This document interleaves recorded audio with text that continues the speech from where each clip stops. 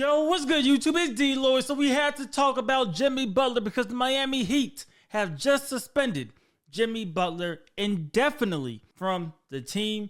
This is very interesting because we've seen this play between both sides. Jimmy Butler, he's trying to force his way out, but we know how Miami likes to do things, and Pat Riley is not going to allow Jimmy Butler to what he would think is win and get the situation that he wants over what he thinks is best for his organization. So the two stubborn parties involved, they're colliding. They're colliding at this moment, and this is where this is just very interesting to watch, and this is somewhat theater as we watch what happens in Miami between the trade deadline, and if Miami doesn't trade Jimmy Butler, what does Jimmy Butler do in the offseason where he has a player option for $50+ million, probably an amount that he's not going to get anywhere else? And then on top of that, if Jimmy Butler does enter free agency, is there a team that's going to allow him to win now, that's going to have the cap space to go ahead and win or give him $50+ million?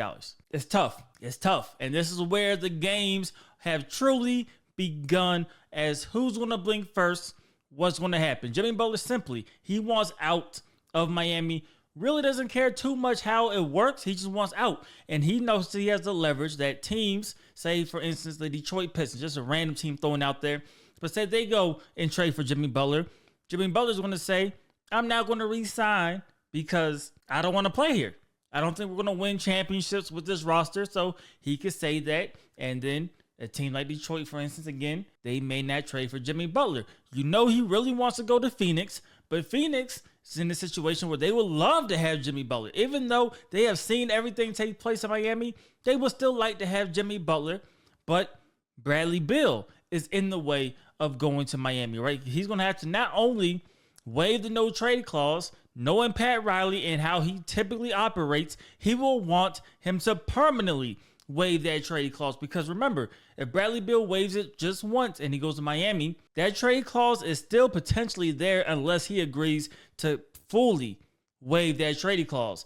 And if you are a team like Miami or really any other team trading for Bradley Beal, I don't think you want that trade clause to sit, because it's going to be difficult when it becomes your turn to try to move off from him, or you think maybe he's not worth it and now you really can't do much. You have no flexibility. You will hope that maybe he can play and live up to that contract, but you have no flexibility with that trade clause there, the no trade clause there. So that's where that gets difficult. And then for Pat Riley, like I said, he's going to play the numbers game. He could say, hey, unless I get what I want, we're not going to move Jimmy Butler. If they decide to hold on to him after the trade deadline, now we're playing the game as to if Jimmy Butler is not going to play, we're going to hold on to him. We'll make him make that decision in the offseason, whether or not he will pick up that option or not. At that point, you would assume there's no way Jimmy Butler possibly picks up the player option, right? So now you're saying Jimmy Butler go sign for less somewhere else since you don't want to be here. And that is where this is just great entertainment for us, because it has nothing to do with us. Maybe Miami Heat fans could feel a type of way, but I'm sitting back. I'm enjoying this show. I'm enjoying this story because we truly don't know how this is going to play out. February 6th, the trade deadline. Can I see a scenario that he gets traded to maybe the Phoenix Suns? Absolutely. Do I see a scenario where he gets traded to another team? Absolutely. But I also see a scenario where Jimmy Butler does not get moved at all on trade deadline day.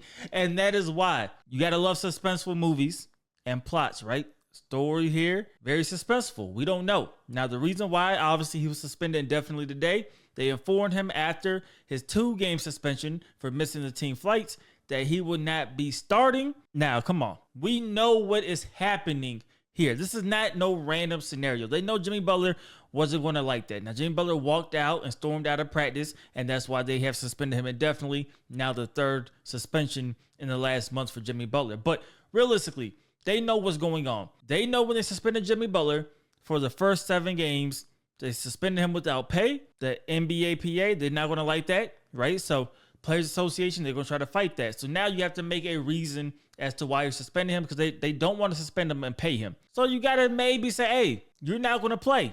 And you know Jimmy Butler's going to feel a type of way. He already doesn't want to be there. And now you want to make him be there and not start? Come on. And this is, remember, the same way they have treated this whole season. They've already reduced Jimmy Butler's role all season, since the beginning of the season, they have reduced that role, whether it's because they think they could get him cheaper, whatever the case may be. He has one of the lowest usage rates we have seen from Jimmy Butler.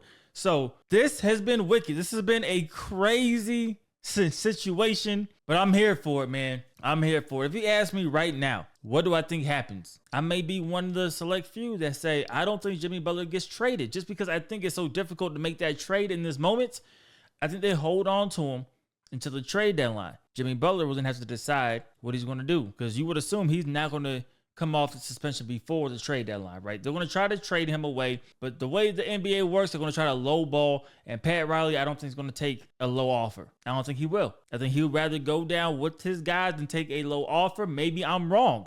Maybe he does take a lower offer, or maybe a team offers what Pat Riley is looking for. I just don't know if I see that. I don't know if I see that. But remember, I'm a Lakers fan, so I've seen the Lakers tax for years, right? When teams don't want to help out the Lakers, I mean, it's kind of happening now. I've seen the league band together to not give fair value. I can see a situation where the league pretty much bands together and say, we're not going to give Jimmy Butler, or we're not going to trade full value for Jimmy Butler. I can see that. I can also see the opposite, because somebody just maybe wants Jimmy Butler and tries to win. So that's why this is interesting, man. But of course, that's my opinion. I would love to hear what you guys think about this situation in the comment section below. What do you think happens with Jimmy Butler? Do you think the Heat are doing this wrong, or do you agree with how they're going about the situation? Let me know how you guys feel about it in the comment section below. As usual, hope you guys did enjoy the video. If you did, please do me a favor. Go ahead and hit that like button. Helps me out a lot. And subscribe if you haven't already. It's DLloyd. I'm going to see y'all next time. Peace.